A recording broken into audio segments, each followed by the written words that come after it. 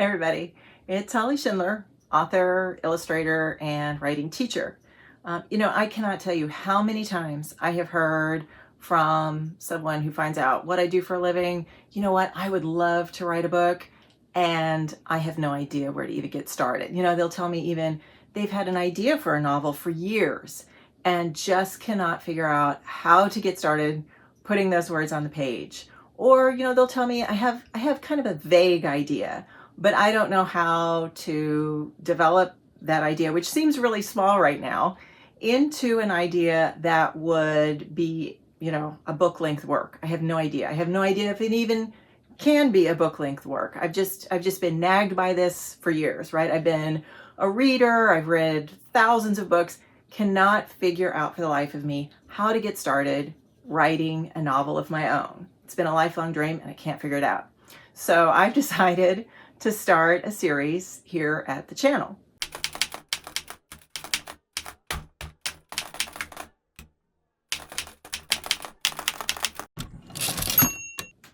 So this is my promise to you. I'm going to walk you through this step by step, video after video. I'm not going to tell you it's going to be easy. Writing is never 100% easy. It's challenging. That's a different thing, right? Challenging things are not easy, but they are fun, right? Pushing yourself, deciding this is it, I'm going to do this. I've had a lifelong dream to do this, and I am going to accomplish it. I'm going to take on this challenge, and finishing it feels really good, right? That is fun. So I promise you, if you stick with me, and you stick with these videos, together we are going to do this. We are going to get your book down on the page.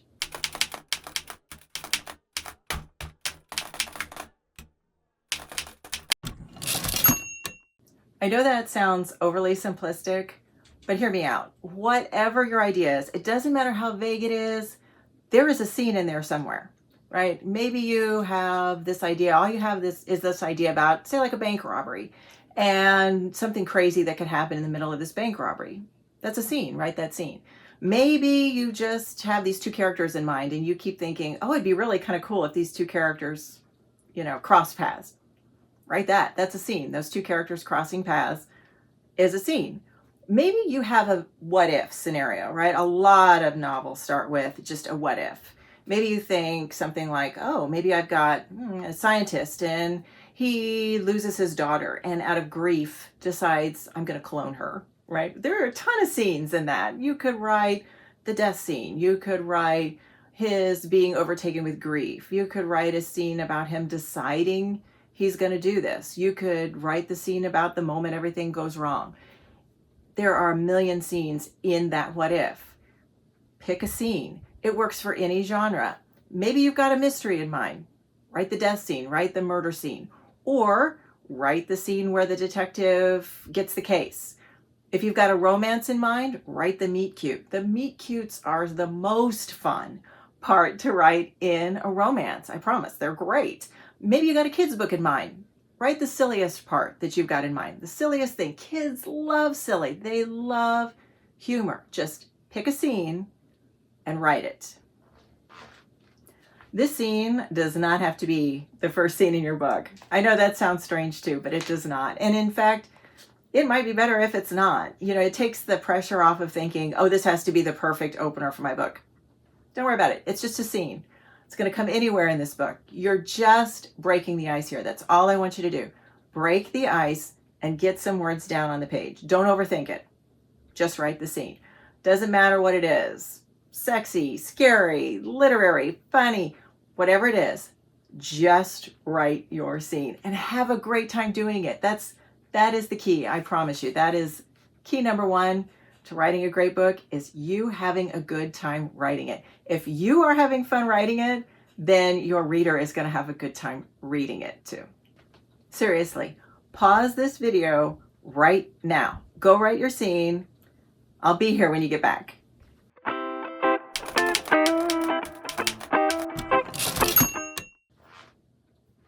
Welcome back.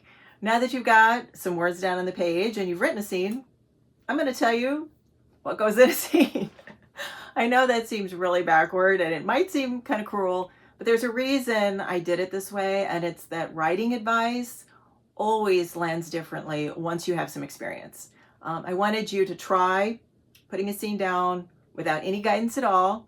And now that you've tried it, now I'm going to tell you more about what elements come together to make a scene successful. Okay, so we've written a scene, and now we need to begin to investigate what actually makes scenes work. How do we write a successful scene?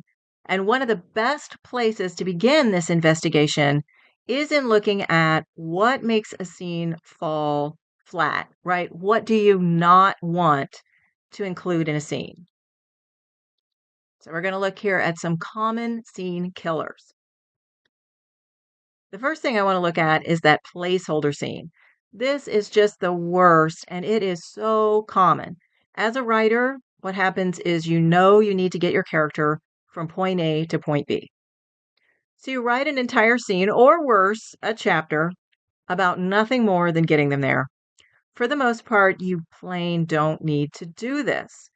Just write two dramatic scenes. So point A is the first scene, point B is already the next scene.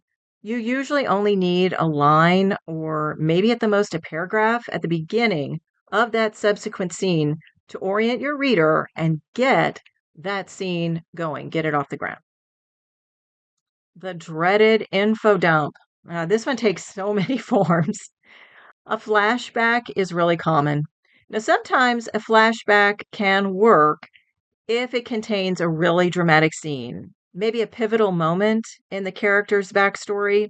Sometimes this is even the source of the character's wound, which we'll get to later. Right now, I just want you to know you need to avoid info dumping, and what you want to look at specifically is your exposition and your dialogue. Those are common sources of just dumping in a ton of backstory information. I used to laugh about how soap operas did this all the time, kind of recap an entire storyline and dialogue. I'll never get over the fact that you slept with my sister. I only did that because I thought you were dead. I wasn't dead. I was being held captive on that island.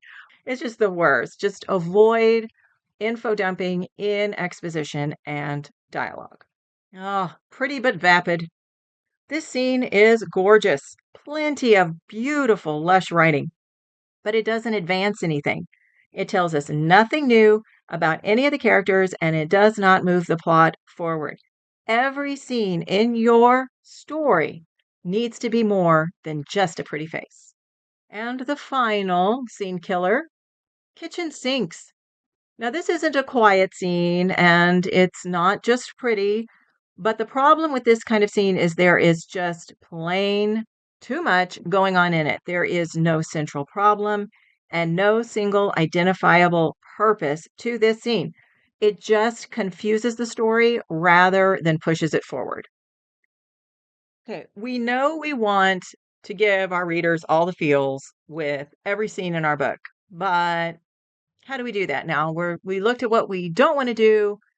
How do we accomplish giving our readers the feels? Well, luckily, I have a feels method for writing strong scenes every single time. And we're going to look at this letter by letter now.